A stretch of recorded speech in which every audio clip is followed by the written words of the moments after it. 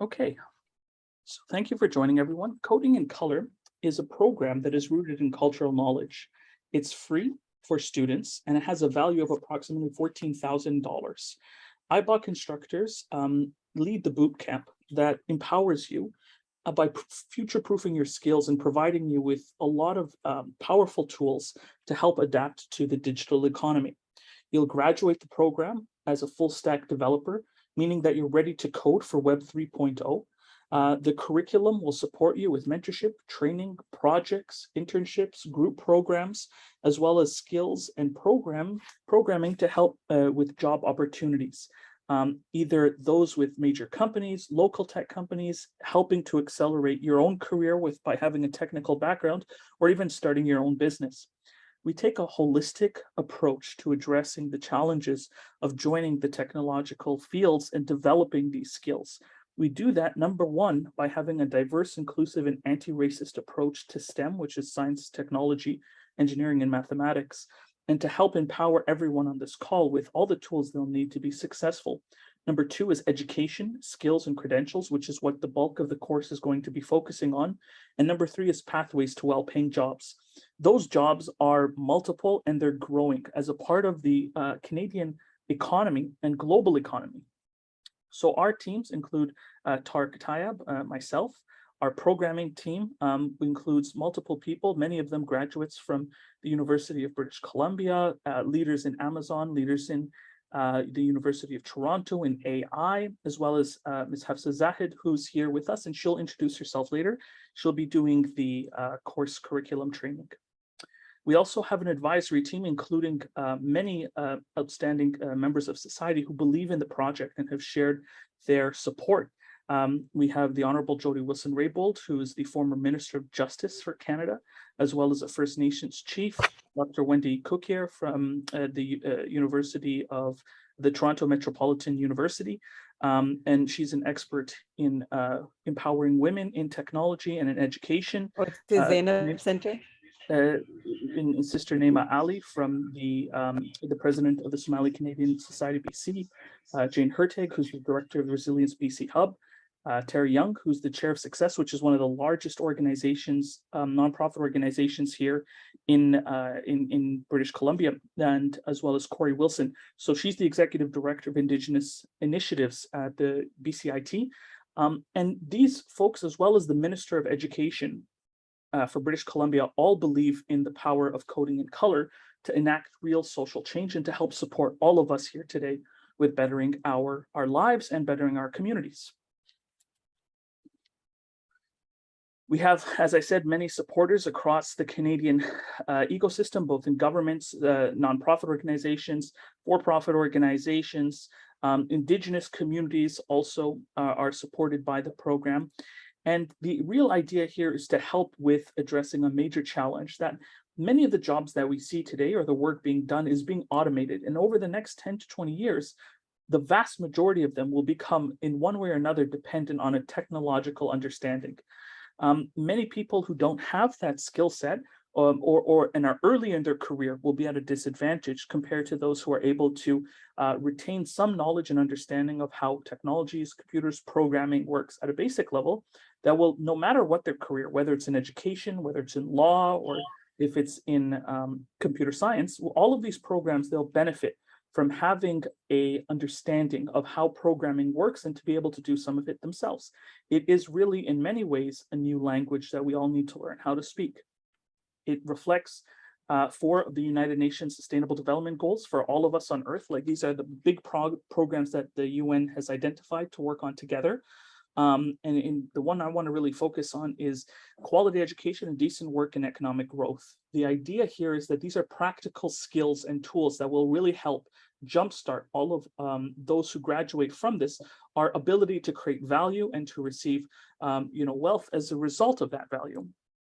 The programming as a new literacy is an important theory to really understand, because it is, in essence, the language of how the tools that we use in technology are being written.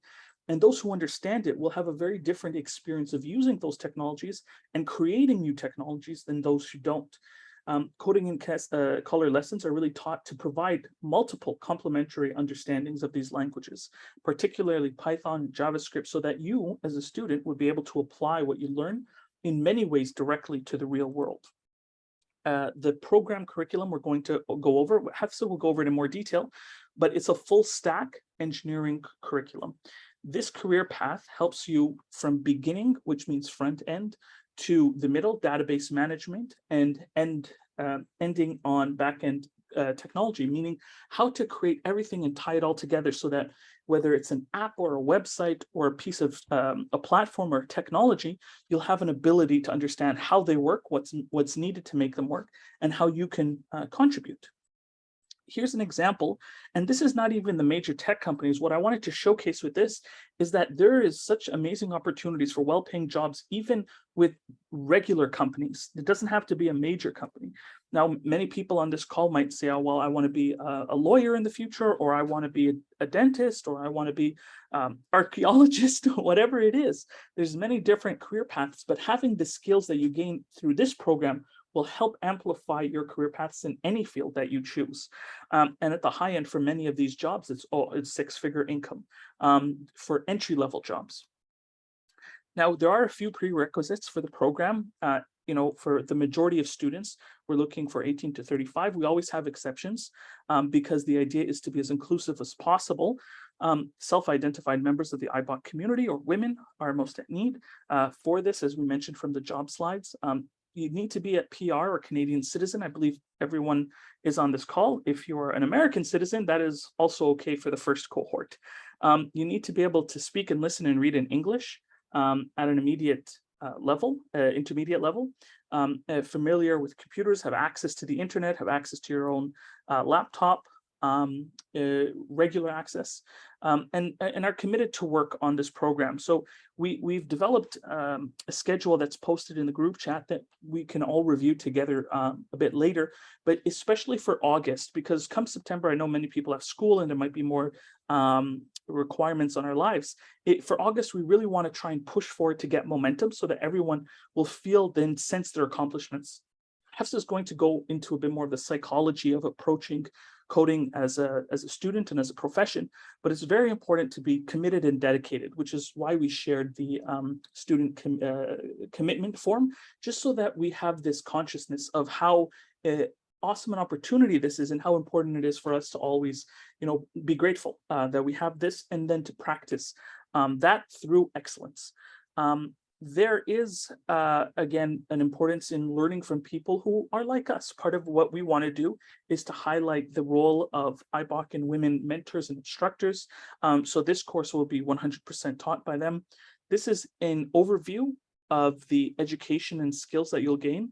I'm just going to briefly go over it, but Hafsa will go in more detail. So the idea here is we broke it down into sections, and each section will have skills, training, and development, then a project. So this project is your opportunity to actually create something with the skills that you learned before moving on. How we're going to do this is there's individual homework sections. So the most of your time will be self-study.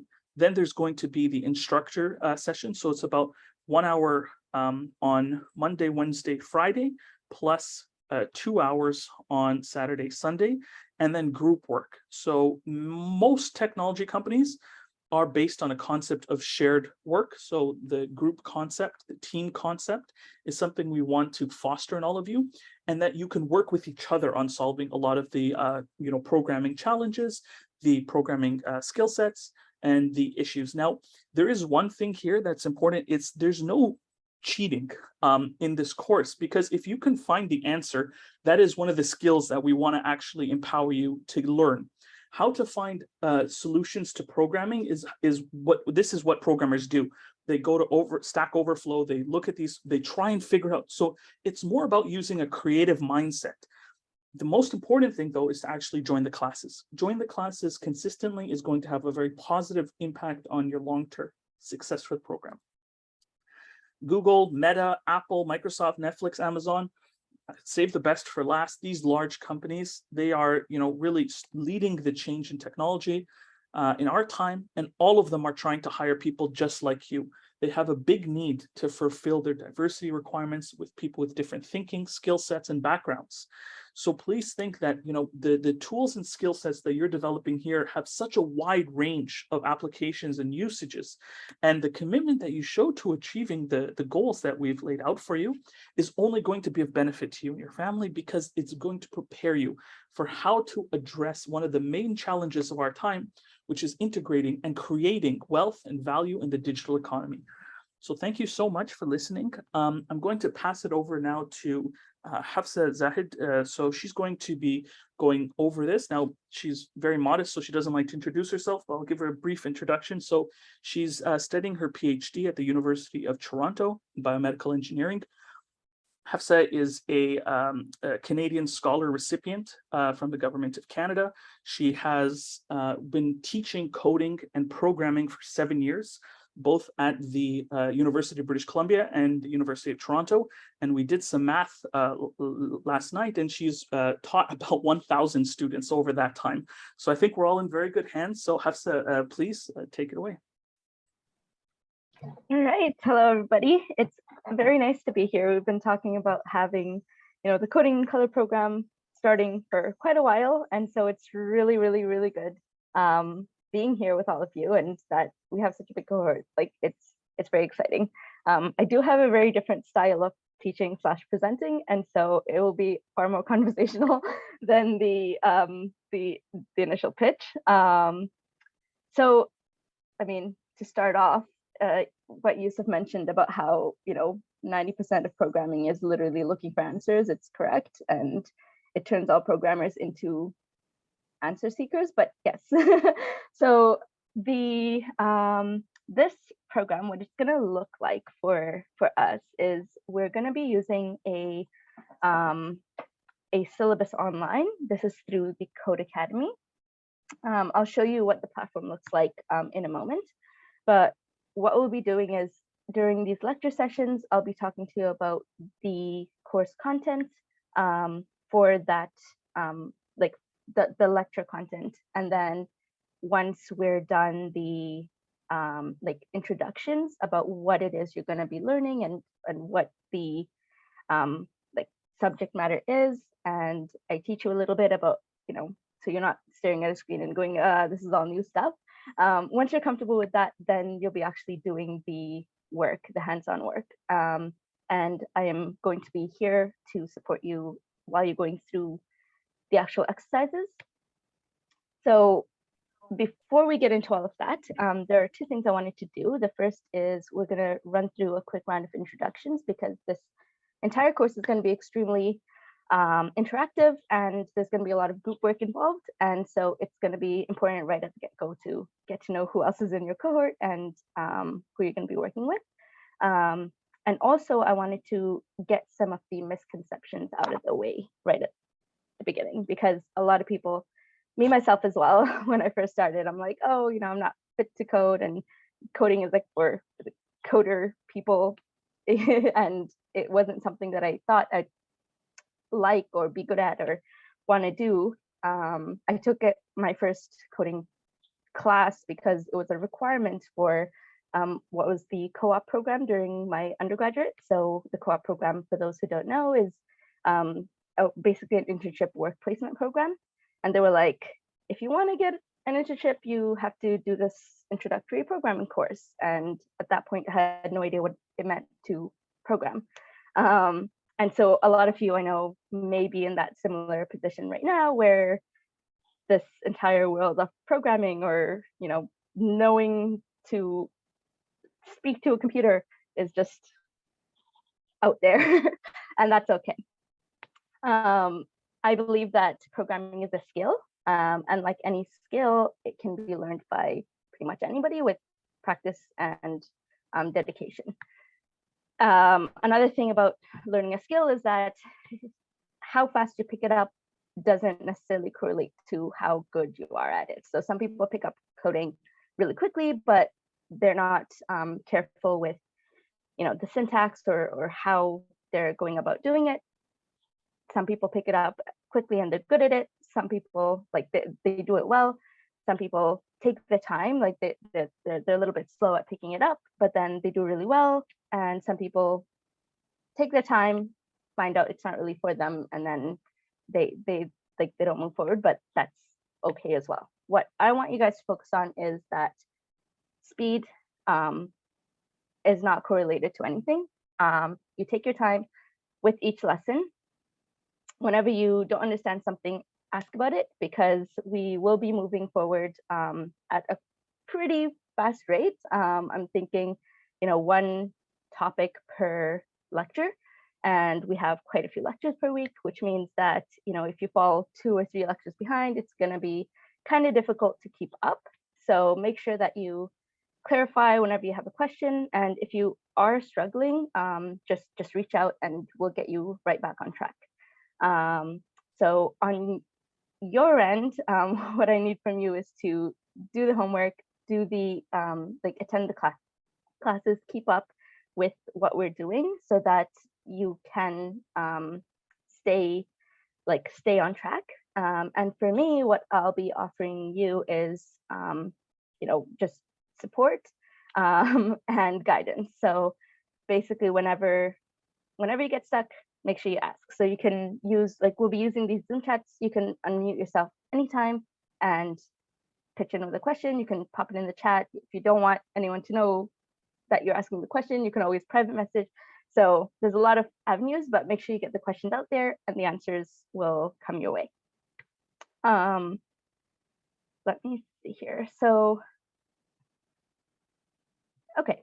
So let's just do a quick round of introductions, and then I'll dive into the syllabus here. So Yusuf did mention who I was, so I'll just pass it on to who I see next on my screen, and we'll just move down. Just a quick round to get to know a little bit about what everyone's general background is, where they are in terms of, what they're doing, what they used to be doing, how far out programming is for them. If you've ever taken a programming course before, you can mention that here and things like that. So we've heard from Yusuf, so I'll move on to the next person on my screen. Omar? Hello, Assalamualaikum everybody. My name is Omar Siraj Al-Din. I'm in Parksville at the moment, which is part of the Coast Salish Nation Tribe territory. I've been exposed to coding multiple times. I've taken a course in high school a few years ago, and that was a bit traumatizing because I think I did pretty good. I made a game through coding, but my teacher gave me low marks because the game was too hard for him. So that really put me off of coding and computer work for a while.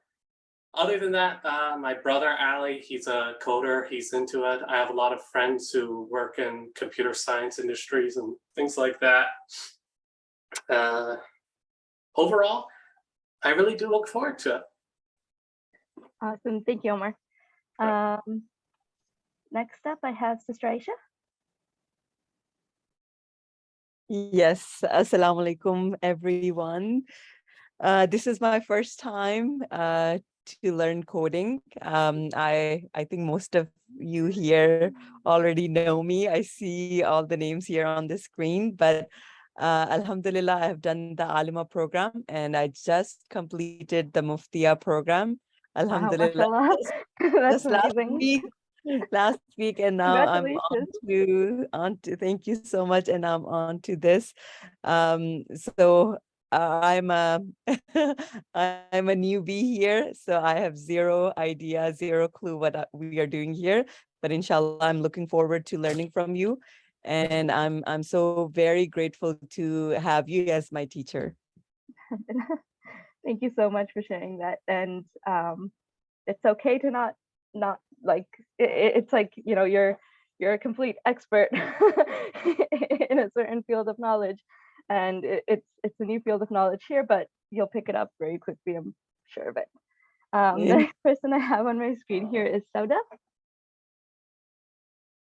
Hello, I'm Sauda. I'm a student at UBC right now. I'm in my 3rd year.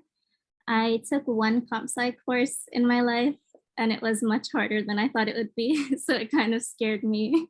And I dropped, after it was done, I never tried another one again. But my sister is very encouraging of it, and she thinks that I'd be good at it. And yeah, so I really want to try it again. And I'm excited to try and learn with you guys. So thank you. Wonderful. Thank you. Mohammed?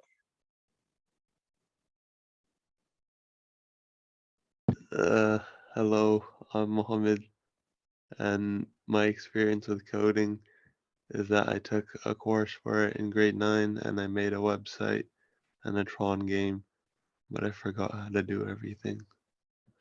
So yeah.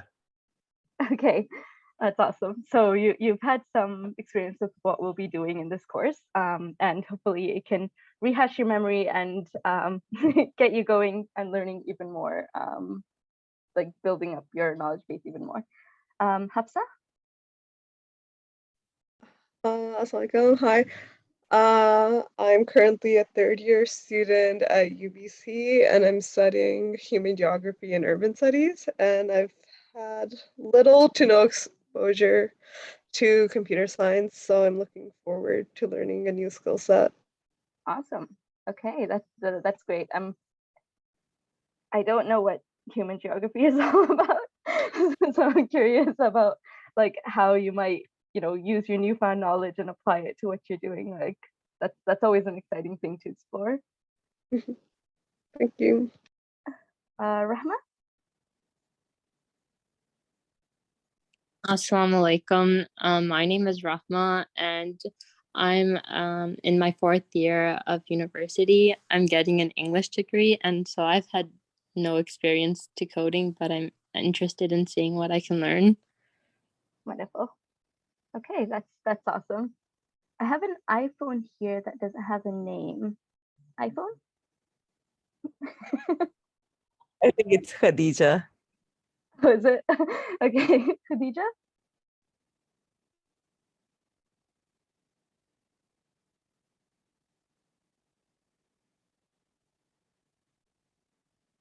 Okay. I can't hear you.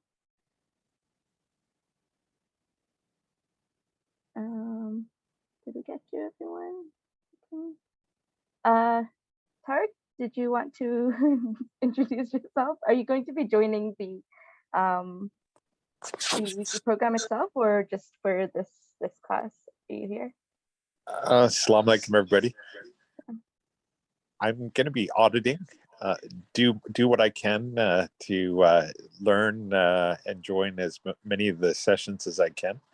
But what I'm excited about is because software development, coding, really underrepresented by Muslims and people of color, for us to have our family members and friends and network and other communities to be proficient and having positions in the large technology companies or starting their own technology companies is exciting to me, because we need our voice and our heritage and our cultural and religious values represented in technology. So that's what I'm excited about, and excited to work with you all on this project.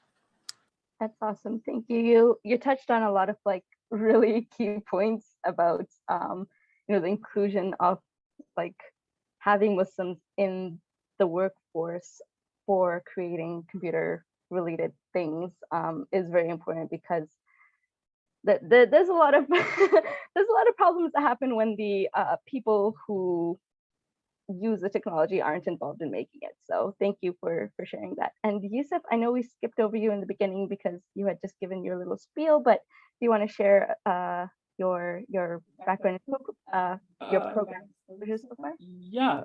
So, Assalamu alaikum, everyone. Yusuf. I had a bit of experience in coding in Python, as well as in JavaScript and web development, and really look forward to increasing my skills, learning from all of you here, and I hope to make as many of the classes as I can as well, and inshallah to contribute and to share and learn and grow together. So thank you so much for that, Hafsa. Okay, awesome. Thank you, everyone. It's really nice meeting you virtually like this, and hearing just a little bit about you know, what experiences you've had and what you're hoping for. As you all heard, we have a whole variety of experiences coming into this program. And so, you know, when Yusuf said learning from all of you, like it's right on point. Oh yes, Khadija, are you able to unmute?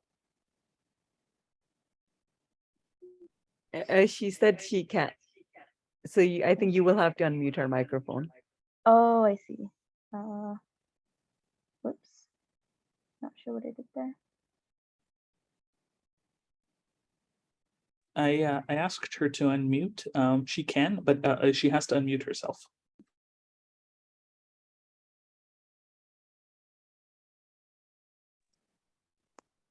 Khadija, can you unmute?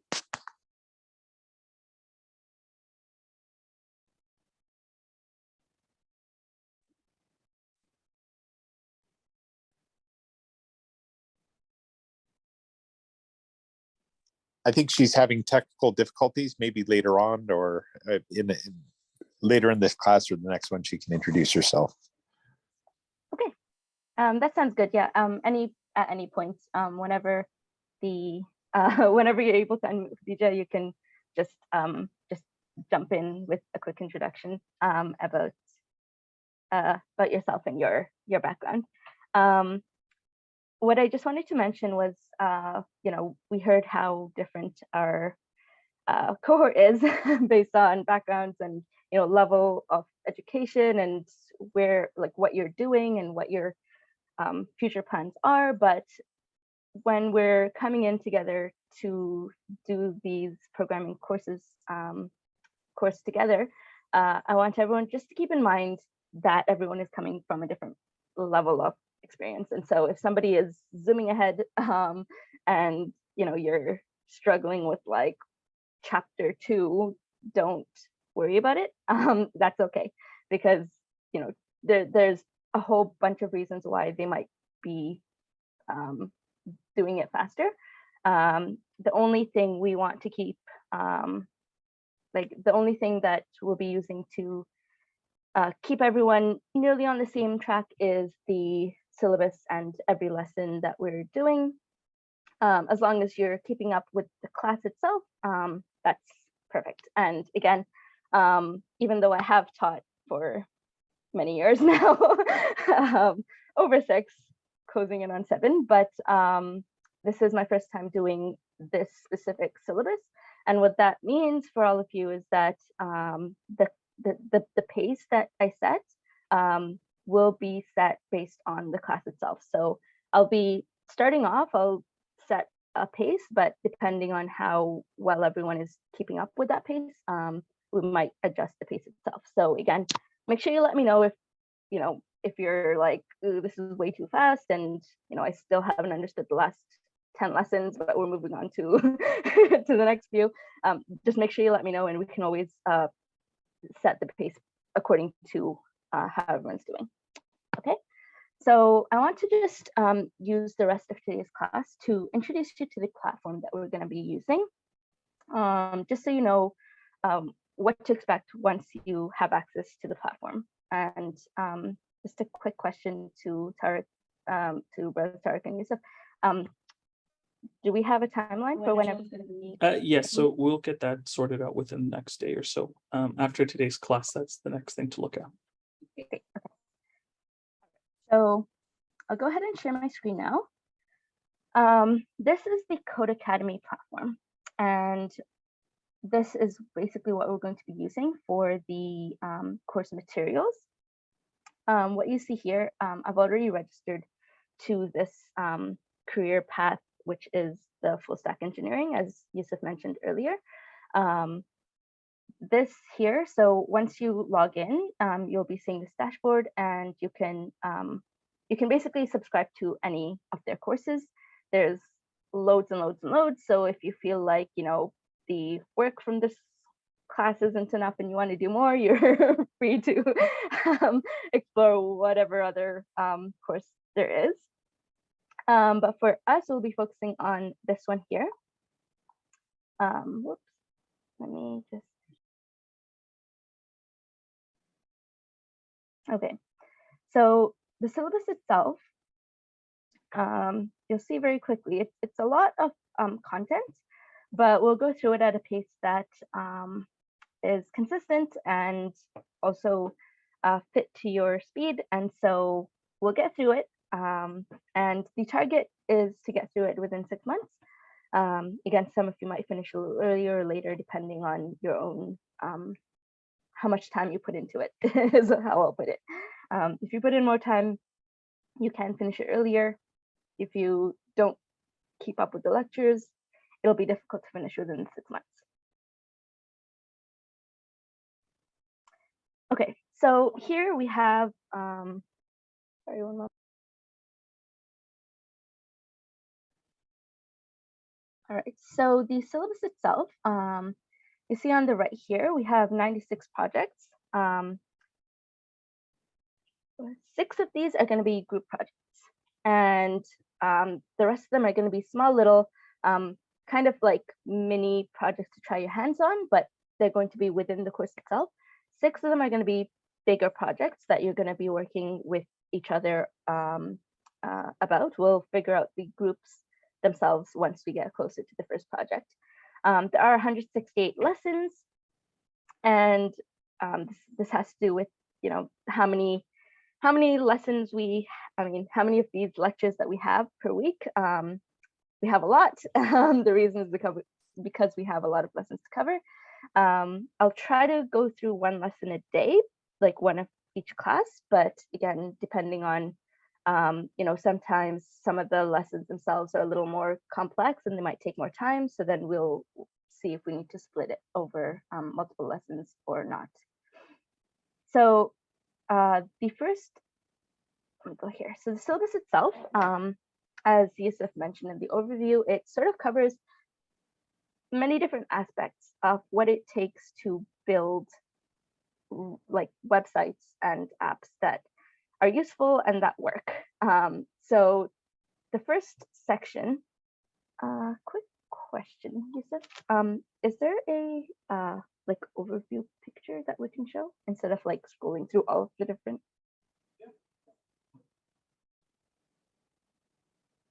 I just want to like walk through the pieces, because you mentioned front and back end, but that doesn't mean anything without a little more detail. So okay, yes, thank you.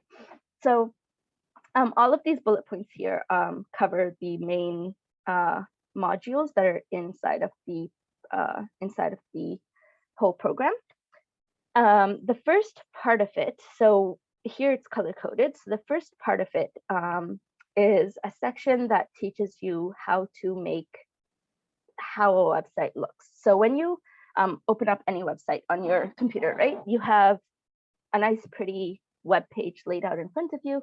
And as a user, you go and you interact with that website. You know, there might be buttons, there might be, you know, you can scroll down and you can see pictures and images and text and things like that, right? We all use websites on a daily basis. Now, this first blue part is going to teach you how to make that part, the part that the user sees. So this will be, you know, how do you actually, you know, we've all worked with, say, Word documents where we type out text, but how do you do something like that for a website? How do you make the website itself? So that's the blue part. Then we have the pink part. So the second section, that one has a little more interaction. So it's an introduction to the interactive part, but the interactive part sort of leaks into section 2. So the pink section, so once you know how to make the way a website looks, you'll get an introduction to how to, say, make button presses and move through the website so that it's not just a block of text and images. At each, when I say each of these colored blocks, right, we have at the end of each of them a portfolio project. So this is the 6 projects that I mentioned that are going to be group projects. Those are the projects that you're going to basically use everything that you've learned so far to build a piece of software that you can not only, look at and be proud of how much you've accomplished, but you can also use if you plan to, say, apply to an internship or a job at some point. Having these projects along the way are sort of a proof of proof of the things that you've learned. And so each of these projects are going to be important, and we'll discuss what the details of that are closer to the date. So once you've learned how to make them a little more interactive, the yellow part that you see here in the middle is getting a lot more into the details of what it means to have a reactive website. And so when I say reactive here, it's, when you push buttons, or when you type something into a search bar and you hit enter, like what happens. You get, we'll be learning more about that, again, with a portfolio project at the end of that piece. And then we'll move into back-end development. So the part that I talked about before this is what's called front-end development. And what that means is the stuff that somebody using your program or your website is going to see. That's the stuff that constitutes the front end. The back end is stuff that's hidden away from the user. So when you're using a website, we don't actually see where they're storing the data or what they're doing when we click the button. It just happens. It's like magic, right? We open our banking app and we click send this money to X person, and suddenly they have it, right? We don't know what happens in the background. So that's where the backend part comes in, and we'll be learning more about that. We'll learn about what it means to create the databases that handle all the data that's involved in the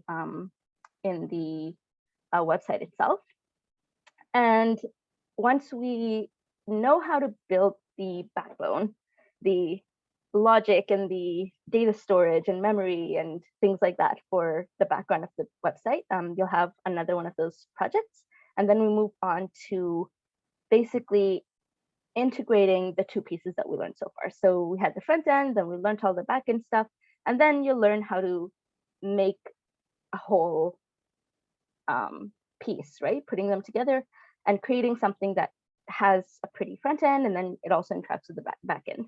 And when you're putting that piece together, you not only have to make sure that your back end side is working good and your front end is working good, you also have to make sure that it's secure and it's,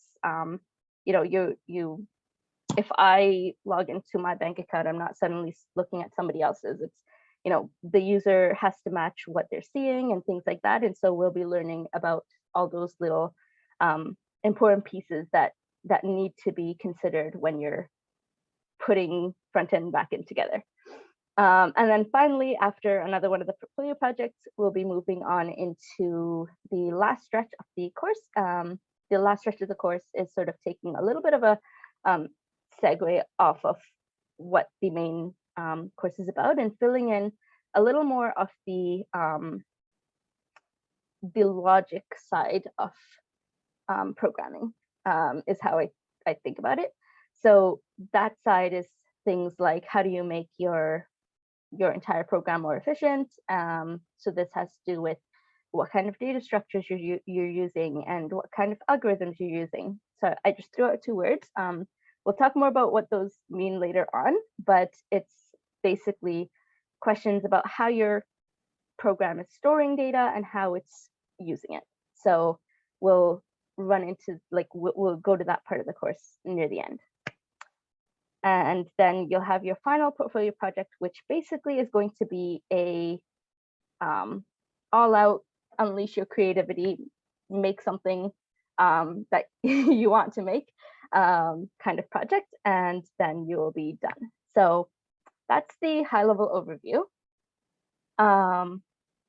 Thank you for sharing the screen. And one other thing, so that was a high-level overview, and I just want to just walk you through the actual what the platform is going to look like for you. just so you have an idea of what you're getting into. So I'm going to skip this first one and just go to this, for example. So, okay. So when you come and you open up your syllabus, you'll see, say this one says this progress, right? It's like 33% done. You'll see that as well. When you finish a module, you'll see these check marks. And that means that you've done all of the exercises within that module, and you can proceed to the next one. When you haven't done any of the modules, it's just not going to have anything beside it. And there's some key little images here that I wanted to point out. So you'll see, for example, this little newspaper looking icon. That just means that there's something for you to read and learn about. There's this little folder, which is a lesson. The lessons typically have like many subtopics within them. So when you see the lesson, don't be fooled into thinking, oh yeah, it's just like one task that we're gonna have to do. So it's a whole set of lessons. And so these are the pieces that I'm going to be focusing on during our classes. So I'll talk about, the things that you'll need to learn to be able to do those, the exercises that are within the lessons. Not all the modules have a quiz, but some of them do. These are just quizzes that are built into the platform to help make sure that you've understood everything that's in the lesson that was before it. And then sometimes there's also, let's say here, there's videos as well, and projects. So these projects here, you see it just says projects, it doesn't say portfolio project. So these projects are little tasks that you can do within the the chapter itself that lets you try out the things that you've learned in the lesson beforehand. So it using like guided step-by-step, like do this and then do that and then do this and do that steps, they will help you build websites or tables or pieces of the total web page, so that once you do get down to your portfolio project, you can do the creating yourself without the step-by-step methods for how to do them. So the portfolio projects are going to be very like hands-off. It's just this is the goal, and you'll be working with each other to figure out how to do it. These little projects that are within the each module. So this is the module. These are like the chapters within the module. These ones here are just going to be they have steps for you to follow to create the pieces. Let me see here. Modules, chapters, videos. Okay, I think I covered all of the pieces. Now, I know it's frozen. Okay. One other thing I just wanted to show you. So when, let's say you say, okay, I'm on this lesson, you click on the lesson that you're going to start, it takes you to a page here that on the left side is going to give you very detailed documentation about what it is that you're learning. So this is going to be with all of the lessons. It takes a while to read them, but they are very detailed and they are very good. And what you'll do, both during the classes as well as during your homework time afterwards, is read through them. Down here, there's going to be instructions for what to do to implement the thing that they talked about. And then, for example, here it says add the declaration at the first line. Now, this may not mean anything to you right now, which is okay because I skipped to a random random lesson in the middle of the course. But basically, it's going to have instructions for you to follow, and in here you can, type what you want. This here is going to be your place where you do your coding, and then you can run, and you can even copy and reset your exercise as you go through things. So I just wanted to show you that. Once you do each of these exercises, then you can hit next, and it'll take you to the next exercise within the lesson. Okay.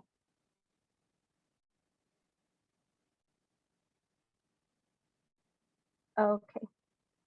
One last thing that I wanted to mention was as you're going through these lessons, let's say you want to skip to a certain lesson that you did before, you can always use this path menu button in the top left corner to just navigate through the course to whichever part you want to go to. So just keep that in mind. It took me a while to figure that out. So I thought it'd be important to share that. And you can go to any of the lessons or modules that you want to visit. We'll be starting at the top.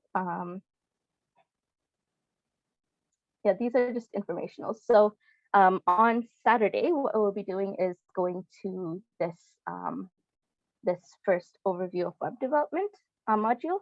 That module basically talks about, in short snippets, it talks about what we'll be doing throughout the entire course. And so each of the pieces that I mentioned to you, the front end, the back end, the security, all of it, they sort of brush through little introductions so that you know how everything fits together. And then in the future lessons, we sort of dive deeper into each and every piece of it.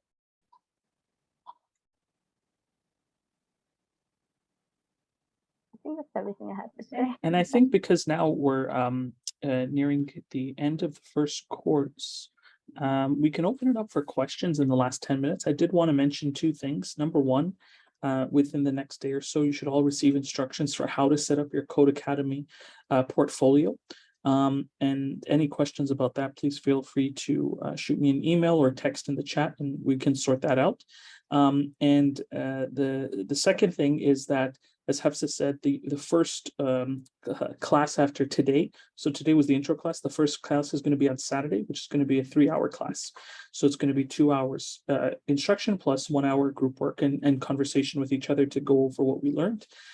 However, for Thursday, so for Friday, what we'll be doing is sending out a video for everyone to watch, which gives a background on coding, technology, programs, so that we all have a better understanding of the history and understanding where this all fits in. But I wanted to open it up. If anyone had any questions, please feel free to ask and we can take a look at it.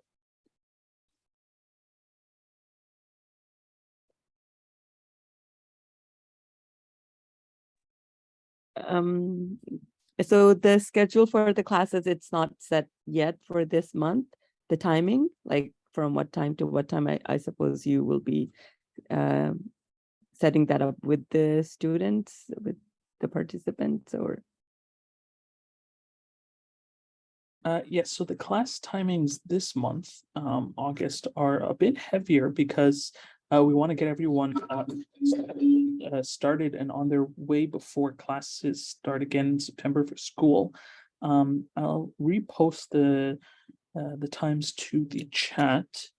And of course, one of the challenges is with multiple people is to always see if there's a way to get their schedules to line up. Hopefully this worked for most people on the doodle. Most people selected sometimes later in the evening. But we found that the best timings is probably during the day. If there's any issues for people who are unable to make any of the times consistently, please reach out to me and we can see if we can work around that somehow and figure out something. Other than that, if there's any questions on the timing or schedule, we're trying to be as flexible as possible. And come September, we'll kind of work with everyone to make it, work with the class schedules as well.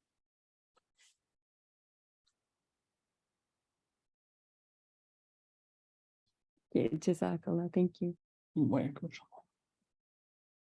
If anyone had any other comments or questions or ideas, as Hafsa was saying, it's very collaborative how we want to go about this because ultimately that's how programming is. But more so, it's to make it fun and entertaining and educational for everyone today, as being part of learning a new skill, which at first can be a little bit difficult, but then as we grow together, it becomes more joyous, just like learning anything like the piano or any skill.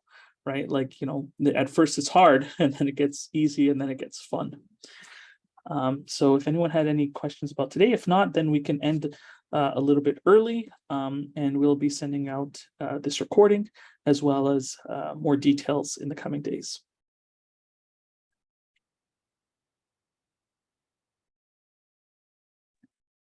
Okay, sounds good.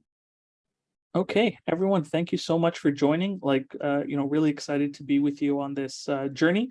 And look forward to seeing you guys Saturday. And please look forward to the conversation and the correspondence in the group chat regarding more details, the sign up for Code Academy, and the videos to watch before our next class on Saturday. All right, take care, everyone. Assalamu alaikum. Take care, everyone.